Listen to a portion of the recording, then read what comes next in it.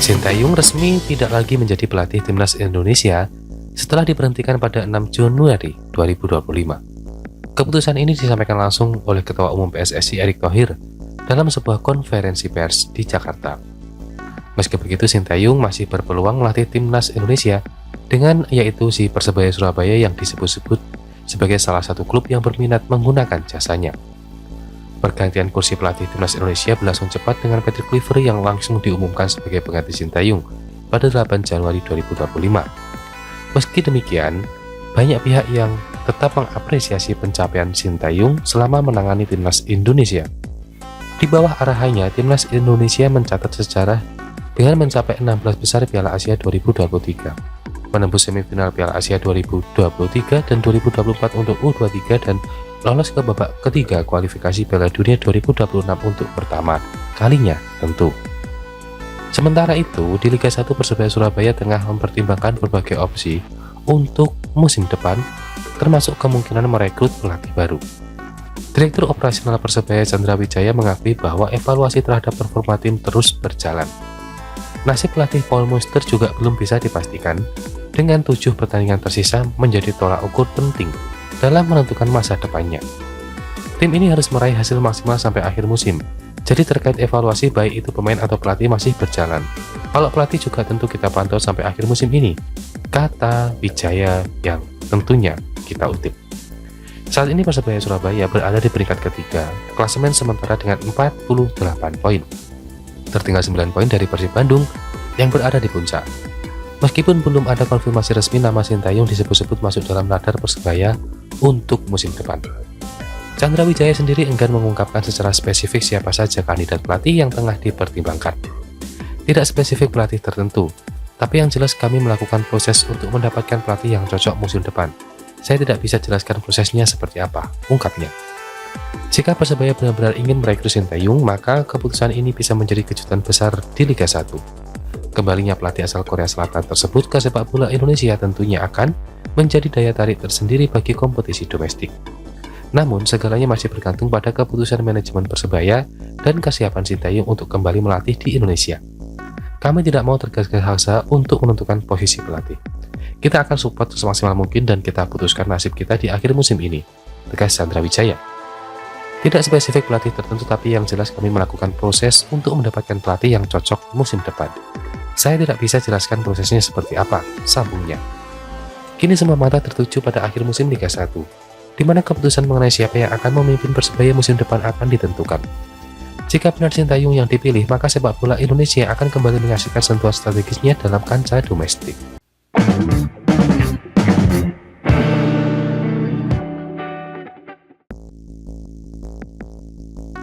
Kabar baik datang dari pemain timnas Indonesia, Jay Ices.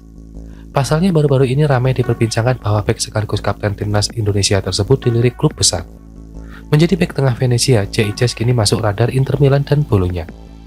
Menurut FC Internews, Jay Ices telah diincar Inter Milan sejak lama. Klub besar tersebut memantau pergerakan dan prestasi Jay Ices, di mana pencari bakat mereka hadir langsung di pertandingan untuk menilai kemampuannya. Tak hanya Inter Milan, bahkan Bolonya pun turut memantau kemampuan kapten timnas Indonesia tersebut.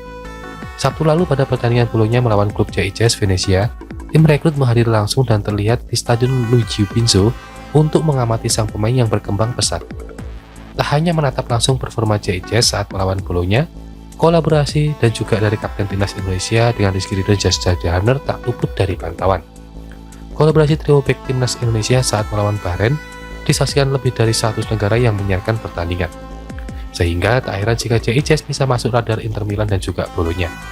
Kabarnya jika Inter Milan ingin merekrut Jay, mereka hanya perlu mengeluarkan sekitar 10 juta euro, jauh lebih murah dibandingkan biaya 30 juta euro yang dibutuhkan untuk mendatangkan Sampo Kima dari Bolonya yang kita sudah dengar sebelumnya.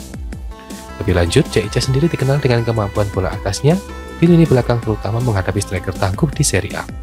Kemampuannya beradaptasi dan tampil solid di jantung pertahanan Venezia membuatnya semakin menarik bagi klub yang mencari bek tangguh.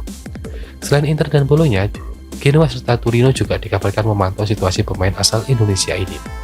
Sayangnya tawaran resmi belum ada mendekati Jay Ices, dan jika hal tersebut terwujud, maka nama Indonesia akan semakin mendunia di Serie A.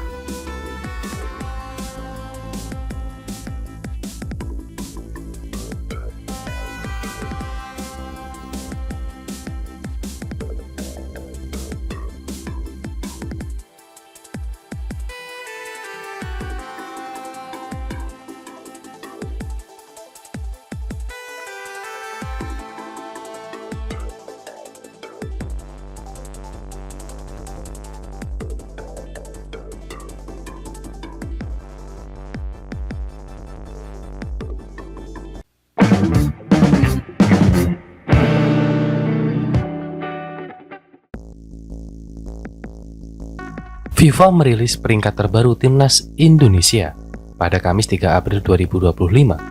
Skuad Garuda naik ke peringkat 123 FIFA seusai menjalani 2 pertandingan di kualifikasi Piala Dunia 2026 pada Maret lalu.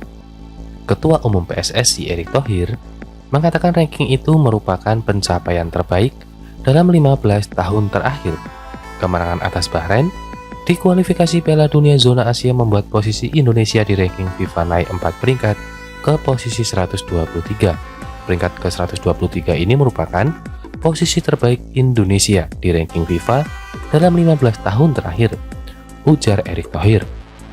Dengan prestasi kenaikan ranking itu, Erick menekankan kembali bahwa kerja keras akan selalu terbayarkan dengan hasil. Kami akan terus kerja keras dan berusaha untuk membawa Indonesia masuk dalam peringkat 100 besar dunia, katanya. Perayaan peringkat FIFA menjadi momentum untuk menghadapi laga selanjutnya pada Juni mendatang.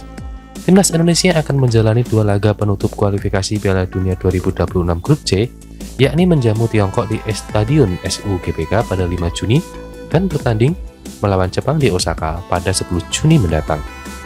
2 tim teratas Grup C lolos langsung ke Piala Dunia 2026. Peringkat 3 dan 4 melaju ke putaran keempat. Di fase ini, 6 tim akan berebut 2 tiket langsung ke Piala Dunia 2026. Peringkat 5 dan 6 tersingkir. Ada 2 peluang lolos dari Grup C. Kedua jalan itu masih terbuka bagi timnas Indonesia. Yang pertama lolos langsung ke putaran final Piala Dunia 2026 dengan finish di peringkat pertama atau kedua. Kedua lolos ke putaran keempat dengan finish di posisi ketiga dan keempat. Untuk Indonesia, memiliki 9 poin. Australia di posisi kedua mengemas 13 poin. Untuk bisa mengejar Australia, Indonesia harus menang dalam 2 laga sisa, melawan Cina dan Jepang.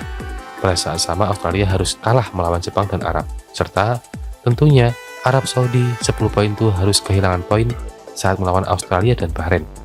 Melihat konsistensi penampilan Australia, skenario ini akan sulit terwujud.